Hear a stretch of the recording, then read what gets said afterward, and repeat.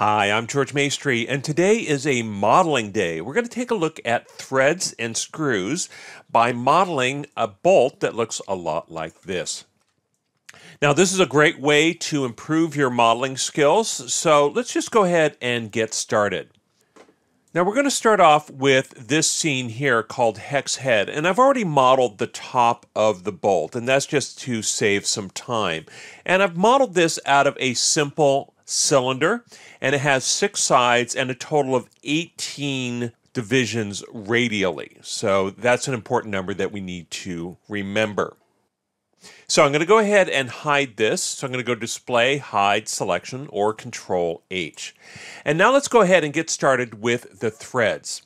So I'm going to start off by creating a helix. Now, a helix is basically thread-shaped, and it's a great primitive to start off with. So we're going to go ahead and do Create Polygon Primitives, Helix, and I want to make sure that interactive creation is turned off because I want this at the origin. So I'm going to go ahead and create this, and I'm just going to use the default values. But let's go ahead and dial in the values that we really want in the attribute editor. So if I go in the attribute editor, you'll see I have a polyhelix 2 shape. And I can change the number of coils. I'm going to go ahead and make it 6 coils. And then we can adjust the height as much as we want. The width is the width of this. I'm going to leave that at the default of 2. And then the radius, I'm going to bring that down to about 0.25. So we want this to be a little bit thinner. And then 2 important ones here are the subdivisions. So subdivisions in axis are the subdivisions around this axis here. Now we can certainly bring them up, but actually I'm going to bring these down to a very small amount. We're going to just bring it down to 4, which gives us the minimum we need to create this thread. And then the subdivisions coil, that's really the number of subdivisions radially. So you can see here we can increase or decrease this. Now remember, my hex head was 18, so we need to make sure that that matches. So I'm going to make that 18. So now that we have this, let's go ahead and start modeling. Now the first thing I want to do is get rid of all of this interior detail. I just want the outside of the threads. So I'm going to go ahead and start deleting faces. So I'm going to go into face mode here. I'm going to delete the end cap here, as well as the one up here on top. Just hitting the delete key after selecting. And then I'm going to select one of these faces and then shift double click, and that selects all of these faces. I'm going to do it the same on the other inside ring of faces. I'm going to shift and then double click select. So now I've selected all of these. I'm going to go ahead and hit delete. And so now we have the beginning of our thread. Now what we need to do is fill in the gaps here. Now I can do that in a number of ways. Probably the easiest way is to use the bridge tool.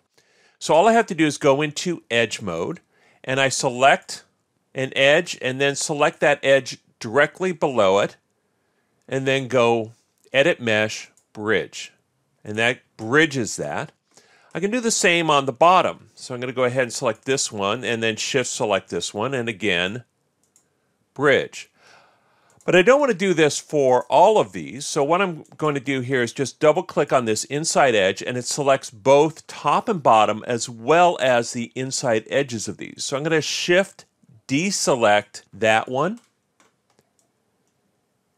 and this one, and then just go ahead and bridge the rest of those. Now you could, if you wanted to, you could actually select all of these and just do one bridge, but I find it's easier to bridge the beginning and the end, and it just makes selection a little bit easier. So now I have this, you can see I have a thread that looks very much like a drywall screw or something like that, and so we need to make this a little bit tighter. So I'm actually going to go back into my attribute editor and find my helix. So I'm going to go ahead and go polyhelix 2. And then I'm just going to dial down that height. And as you can see, I've got history turned on, so I can actually go back and modify this. This is a great feature of Maya. A lot of people don't use history as much as they should. So I'm going to bring this down to maybe about 3.5 or so. Maybe 3.25. There we go. I just want a thin edge here on the inside. And then I'm going to kind of mirror this on the outside here. So I'm going to go into Edge, double click on this, select Edge Loop. And then we're going to bevel this. So I'm going to go Edit Mesh, Bevel, and then I'm going to bring that fraction down to about 0.1. And what I really want is I want this and this to be the same size. And they look close enough. So now that we have this, we've got a thread. So there we go. Now let's go ahead and do some of the hard parts, which is making the top and bottom of this. So I'm going to go down to the bottom here. And what we need to do is fill in this hole. Well, the easiest way to do that is to use a cylinder. I'm going to go back into object mode here, and let's go into our top view here and create polygon primitive cylinder. And this time I'm going to look at my options here. I want to make sure my axis divisions are 18, and then radius and height don't really matter. I just want to make sure it's 18 divisions. And then cap divisions, I'm going to go ahead and give it 3 divisions, and that'll just give me a little bit more detail. So I'm going to go ahead and create that. What it does is it creates a cylinder.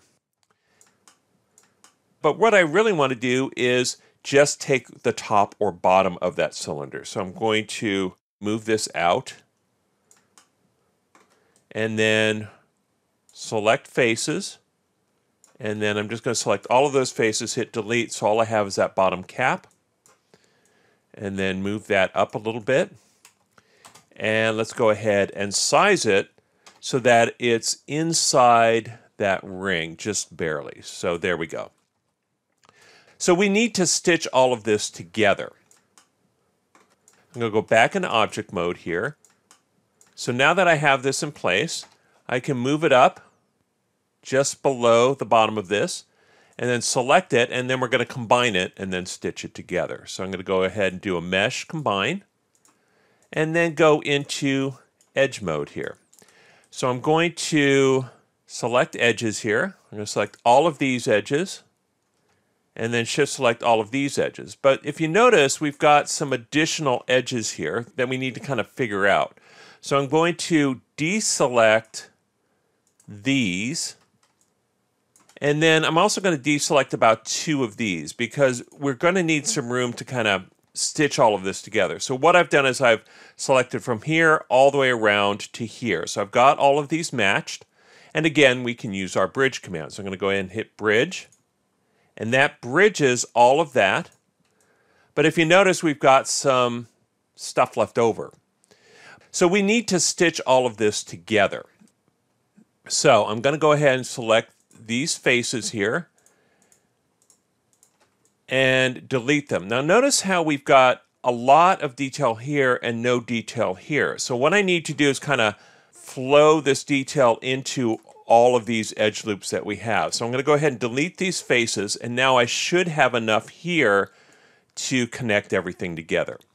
And the easiest way to connect things together is to use what's called target weld. So I'm going to go into vertex mode here and go Mesh Tools, Target Weld. And all you have to do is hover over a vertex, and notice how they highlight, and then left click and drag and snap it to another vertex. So I'm going to basically just stitch this up. And even though it looks kind of not right, you can see how all of a sudden now I've got this connected and I have all of my stuff connected properly. Everything's a quad. So now that I have this, all I need to do is select some vertices, and we can start guiding these into place. So I'm going to select these, and then we can move the bottom of this up just a little bit and scale it down to get the bottom of that screw. Okay, so the rest of this is a little detail work of just kind of pushing these into place so you've got a nice flow into that. Now let's turn our attention to the top here. And let's go ahead and create the shaft of that bolt. Now the easiest way to do this is to use an extrude. So I'm going to go into edge mode, double click on this edge, and again we get the whole top of this plus this little side detail. So I'm going to shift, deselect this, so all I get is that top, and then extrude. So we're going to go edit mesh, extrude. And instead of using the extrude tool, I'm just going to go immediately to my move tool by hitting W, and I'm just going to move that up. And that makes sure that I move this directly up in the Y axis. Now once I have this, you'll see the spiral's a little out of shape, but we can fix that using scale. So I'm going to go ahead and scale this down to 0. And now we have basically the shaft of the bolt, but we still need to tie everything together. So if you notice here, I've got some vertices that are out of place, but we can snap those together by using target weld one more time. So I'm going to go ahead and target weld this one. And then we also have some detail here that still isn't connected. We have more detail here than we have on the other side. So I've got this kind of open edge here, and I still need to stitch it all together. So we can do that by adding some detail. We can add some edge loops here. So I'm going to go into Mesh Tools, Insert Edge Loop, and I'm going to add an edge loop that matches the bottom and the top of that thread.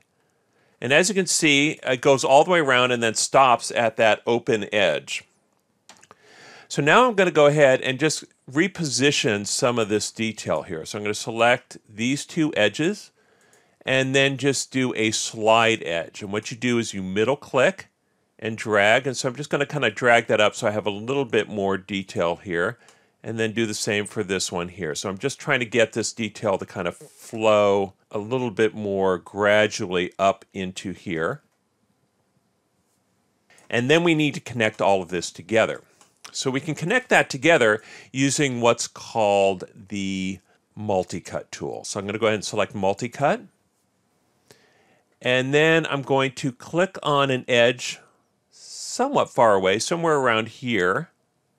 And then click on there, and then this edge. Notice how if you go a little too far, it goes to the vertex. We don't want that. We just want the edge. So what I've done is I've created additional detail to flow this in. So now that I have this in place, all I have to do is hit Enter. And let's cut again. So this time, instead of on the edge, I'm going to go on the vertex. And what this does is it creates a quad here. And then I'm going to, again, do the exact same thing and hit Enter. So now we've got this detail in place, and all we need to do is kind of snap this together. And again, we can use our target weld. I'm going to go into vertex mode here, and then snap that to that, that to that, that to that, and there should be one more here, and this one to this one. So there we go.